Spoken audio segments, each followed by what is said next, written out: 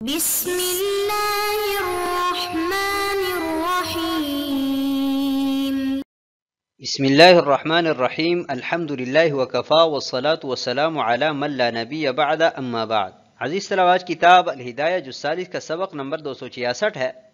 اور اس سبق میں ہم انشاءاللہ جنس بیان المحلوف بہ کے متعلق بات کریں گے. اور کتاب کی عبارت والیمین باللہ تعالی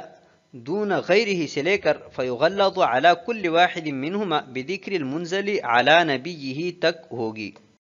آتے ہیں سبق کے متعلق اصول کی طرف. تو اصل نمبر 1، لا تکرار فی الیمین فی الخصومات، کہ خصومات میں قسم میں تکرار نہیں ہے.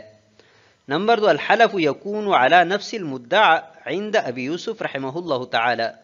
وعندہما یکون الحلف علی الحاصل، کہ قاضی ابو یوسف رحمہ اللہ تعالی کے ہاں مدعا پر قسم لی جائے گی، یعنی جس چیز کا دعویٰ کیا گیا ہے، اور طرفین رحمہم اللہ تعالی کے نزدیک قسم حاصل پر لی جائے گی. آتے ہیں کتاب کی عبارت کی طرف. فصل فی کیفیت الیمین والاستحلاف، یہ فصل استحلاف اور یمین کی کیفیت کے بیان میں ہے.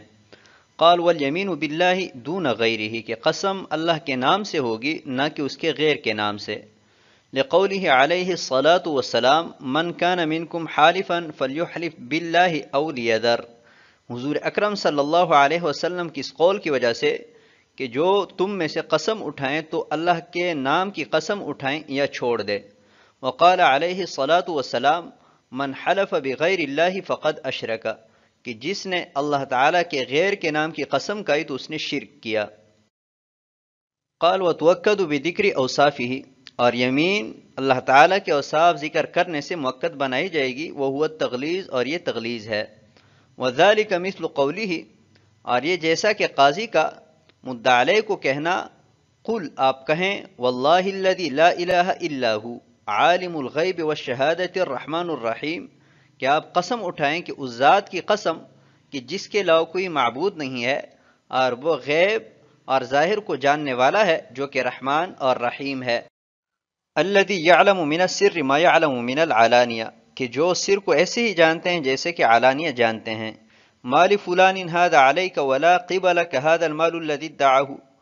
کہ اس فلاں کا آپ کے ذمے یا آپ کی طرف وہ مال نہیں ہے کہ جس کا یہ دعویٰ کر رہا ہے. وہو کذا وکذا، اور وہ اتنا اتنا مال ہے. ولا شیء منہ، یا اس کا کچھ حصہ آپ کے ذمہ نہیں ہے. فصل فی کیفیت الیمین والاستحلاف، سابق میں یہ بحث چل رہی ہے کہ مدعی کی ذمہ بینہ ہے اور مدعا علیہ کی ذمہ یمین ہے اور قسم ہے. تو بینہ کے متعلق بات کی گئی. یہاں سے یمین کے بارے میں بتلا رہے ہیں کہ قاضی صاحب کس کیفیت کے ساتھ مدعا علیہ سے قسم لیں گے. تو پہلا مسئلہ یہ بیان کیا ہے کہ قاضی صاحب مدعا علیہ سے اللہ تعالیٰ کے نام ہی کی قسم لیں گے، اللہ کے غیر کے نام کی قسم نہیں لیں گے. اور اس پر صاحب ہدایہ نے 2 روایات پیش کی ہے.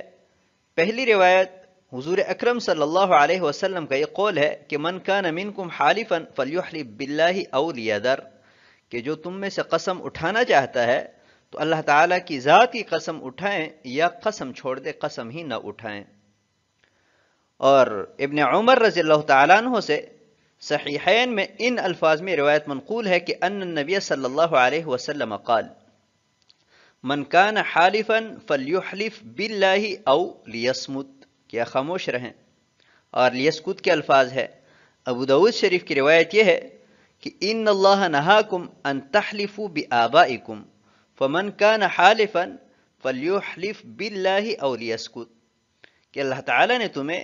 اپنے آباء و اجداد کے ناموں کی قسم کھانے سے منع فرمایا ہے،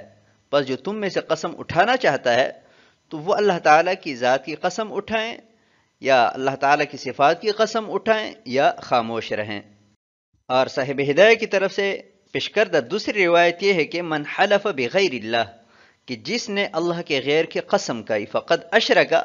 تو حضور اکرم صلی اللہ علیہ وسلم کا فتویٰ یہ ہے کہ اس شخص نے شرک کا ارتکاب کیا. تو اس وجہ سے متن میں کہا گیا کہ قاضی صاحب کے لیے ضروری ہے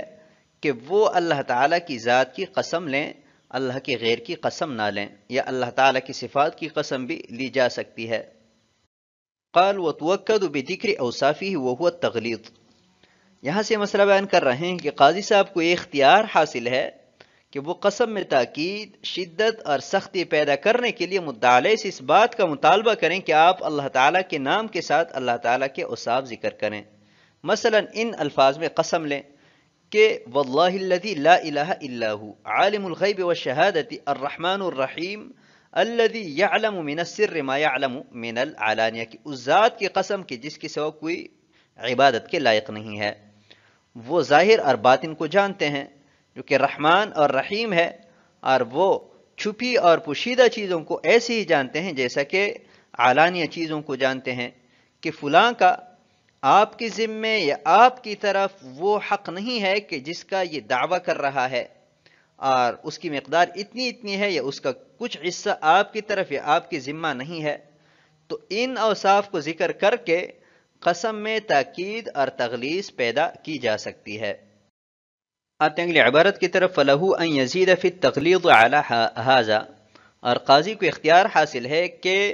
قسم میں شدت پیدا کرنے کے لیے اس پر اضافہ کریں، وَلَهُ أَن يُنْقِصَ مِنْ، اور اس کو اس سے کم کرنے کا بھی اختیار ہے، إِلَّا أَنَّهُ يُحْتَاطُ فِيهِ، مگر اس میں احتیاط کے پہلو کو ملحوظ رکھا جائے گا، كَيْ لَا تَتَكَرَّرَ عَلَيْهِ الْيَمِينَ، تاکہ مدعا علیہ پر قسم متکرر نہ ہو، لأن المستحق علیہ یمین واحدۃ، اس لیے کہ مدعا علیہ پر صرف ایک قسم واجب ہے، فإنه لو قال واللہ والرحمن والرحیم كانت ایمانا ثلاثہ، اس لیے کہ اگر اس نے یہ کہا کہ واللہ والرحمن والرحیم، تو یہ تین قسمیں ہو جائیں گی، وبحذف الواوین الآخرین یمینا واحدۃ، اور آخری دو واؤں کو حذف کرنے سے ایک قسم بن جائے گی، والقاضی بالخیار ان شاء غلظ وان شاء لم یغلظ، اور قاضی کو اختیار حاصل ہے چاہے تغلیظ کریں اور چاہے تغلیظ نہ کریں، فیقول قل باللہ او واللہ، پس وہ کہے گا کہ آپ کہیں کہ باللہ یا واللہ، وقیل لا یغلظ علی المعروف بالصلاح ویغلظ علی غیرہ، اور کہا گیا ہے کہ جو شخص تقوی اور صلاح میں معروف ہے اس پر تغلیظ نہ کریں اور اس کے علاوہ پر تغلیظ کریں، وقیل یغلظ فی الخطیر من المال دون الحقیر، اور کہا گیا ہے کہ زیادہ مال میں تغلیظ کریں نہ کہ حقیر مال میں، وَلَهُ أَن يَزِيدَ فِي التَّغْلِيظِ عَلَى هَذَا، یہاں سے یہ مسئلہ بیان کر رہے ہیں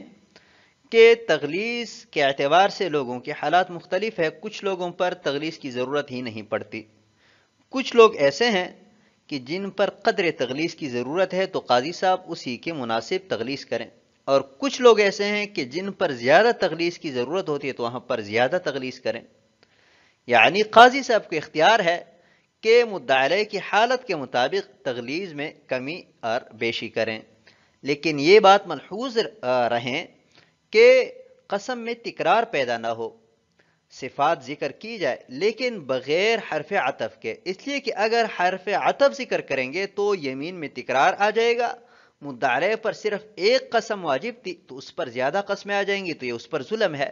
لہٰذا قاضی صاحب تغلیظ پیدا کریں لیکن اس بات کا لحاظ رکھیں کہ تغلیظ میں کہیں تکراری یمین لازم نہ آئیں۔ فَإِنَّهُ لَوْ قَالَ، یہاں سے ایک مثال ذکر کر رہے ہیں کہ اگر قاضی صاحب نے مدعا علیہ سے ان الفاظ میں قسم لی کہ واللہ والرحمن والرحیم، تو حرف عطف کی وجہ سے مدعا علیہ پر قسم مکرر ہوئی تو یہ اس پر ظلم ہے، کیونکہ اس پر ایک ہی قسم واجب تھی اور قاضی صاحب نے ان سے تین قسمیں لی ہیں، اور اگر آخری دو واو حذف کیے جائیں، یعنی والرحمن کے ساتھ والرحیم کے ساتھ جو واو ہے یہ دونوں حذف ہو، واللہ الرحمن الرحیم، تو یہ قسم میں تغلیظ ہے نہ کہ تکرار، لہٰذا قاضی صاحب اس بات کا لحاظ رکھیں کہ اوصاف کے مابین حرف عطف نہ ہو اور نہ ہی کوئی ایسے دوسرے الفاظ ذکر کریں کہ جن سے قسم میں تکرار لازم ہو۔ والقاضی بالخیار، اور قاضی صاحب کو تغلیظ کرنے اور نہ کرنے دونوں کا اختیار ہے، چاہے تغلیظ کریں اور چاہے چھوڑ دیں، یعنی صرف ان الفاظ میں قسم لیں کہ باللہ او واللہ یا ان جیسے دوسرے الفاظ۔ وقیل لا یغلظ علی المعروف بالصلاح، بعض مشائخ کا کہنا یہ ہے کہ ایسا شخص کہ جو لوگوں کے مابین صلاح اور تقوی میں معروف ہے تو اس پر تغلیظ نہ کریں، اور جو اس کے علاوہ ہے اس پر تغلیظ کریں، اور ایک قول یہ ہے کہ اگر مال زیادہ ہے خاطر خواہ مقدار ہے تو اس صورت میں تغلیظ کریں، اور اگر کم مال ہے تو اس میں تغلیظ کرنے کی ضرورت نہیں ہے۔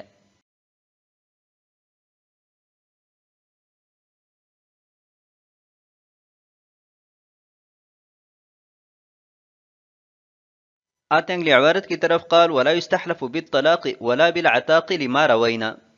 اور طلاق اور عتاق کی قسم نہ لی جائے اس حدیث کی وجہ سے کہ جو ہم بیان کر چکے ہیں۔ وقیل فی زماننا اذا الح الخصم ساغ للقاضی ان يحلف بذلك، اور کہا گیا ہے کہ ہمارے زمانے میں اگر خصم مبالغہ کریں تو قاضی کے لیے جائز ہے کہ اس کو اس کی قسم دلائیں۔ آتے ہیں کتاب کی عبارت کی طرف، قال ولا يستحلف بالطلاق ولا بالعتاق لما روینا، ہماری روایت کردہ حدیث کی وجہ سے عتاق اور طلاق کی قسم نہیں لی جائے گی۔ وقیل فی زماننا اذا لح الخصم ساغ للقاضی ان يحلف بذلك، اور کہا گیا ہے کہ ہمارے زمانے میں اگر خصم مبالغہ کریں تو قاضی کے لیے جائز ہے کہ اس کی قسم لیں۔ لقلت المبالات بالیمین باللہ، اس لیے کہ یمین باللہ کی پرواہ کم کی جاتی ہے۔ وکثرت الامتناع بسبب الحلف بالطلاق، اور حلف بالطلاق کی وجہ سے لوگ زیادہ رکتے ہیں۔ قال ويستحلف اليهودي بالله الذي انزل التوراة على موسى عليه السلام والنصراني بالله الذي انزل الانجيل على عيسى عليه السلام، اور یہودی سے ان الفاظ میں قسم لی جائے گی کہ اس ذات کی قسم کہ جس نے موسیٰ علیہ السلام پر تورات نازل فرمائی ہے، اور نصرانی کو ان الفاظ میں کہ اس ذات کی قسم کہ جس نے حضرت عیسیٰ علیہ السلام پر انجیل نازل فرمائی ہے۔ لقوله علیہ السلام لابن سوری الاعور انشدک باللہ الذی انزل التوراة على موسیٰ ان حکم الزنا فی کتابکم هذا، حضور اکرم صلی اللہ علیہ وسلم کا ابن سوری الاعور کو اس قول کی وجہ سے کہ تمہیں میں اس ذات کی قسم دیتا ہوں کہ جس نے تورات موسیٰ علیہ السلام پر نازل فرمائی ہے، کیا تمہاری کتاب میں زنا کا یہی حکم ہے؟ وَلِأَنَّ الْيَهُودِيَّ يَعْتَقِدُ نَبُوَّةَ مُوسَى وَالنَّصْرَانِيَّ نَبُوَّةَ عِيسَى صلوات اللہ وسلامہ علی نبینا وعلیہم، اور اس لیے کہ یہودی موسیٰ علیہ السلام کی نبوت اور نصرانی عیسیٰ علیہ السلام کی نبوت پر اعتقاد رکھتا ہے۔ فَيُغَلَّظُ عَلَى كُلِّ وَاحِدٍ مِّنْهُمَا بِذِكْرِ الْمُنزَلِ عَلَى نَبِيِّهِ، پس تغلیظ کی جائے گی ان میں سے ہر ایک پر اس کتاب کے ذریعے کہ جو اس کے نبی پر نازل کی گئی ہے۔ قال ولا يستحلف بالطلاق ولا بالعتاق لما روینا، اس عبارت میں مسئلہ بیان کر رہے ہیں کہ قاضی صاحب کو یہ اختیار حاصل نہیں ہے کہ وہ مدعا علیہ سے عتاق یا طلاق کی قسم لیں، یعنی یہ کہیں کہ اگر آپ نے مدعی کا یہ حق نہیں لیا ہے تو آپ پر آپ کی بیوی طلاق یا آپ کا غلام آزاد، ان الفاظ میں ان سے قسم لینا درست نہیں ہے، اس حدیث کی وجہ سے کہ جو ہم پہلے بیان کر چکے ہیں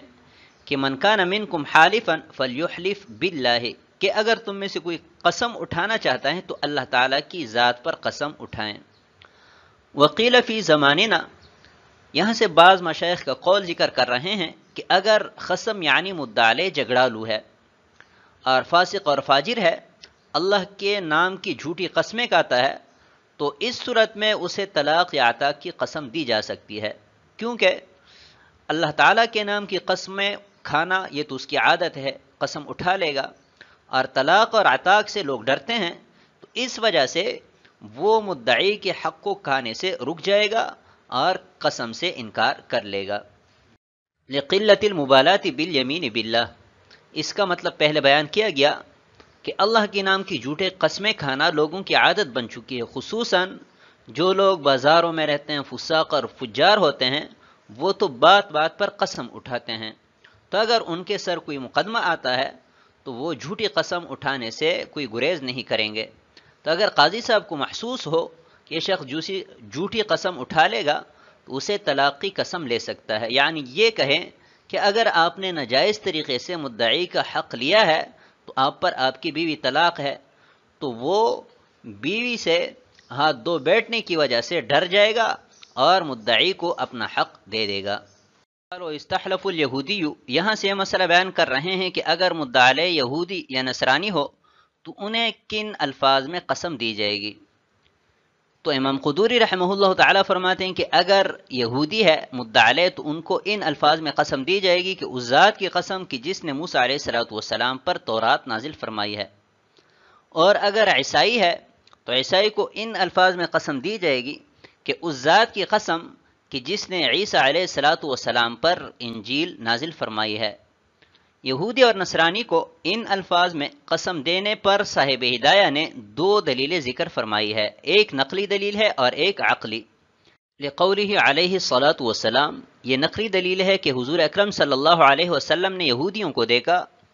کہ ایک شخص کا منہ کالا کیا ہوا ہے، تو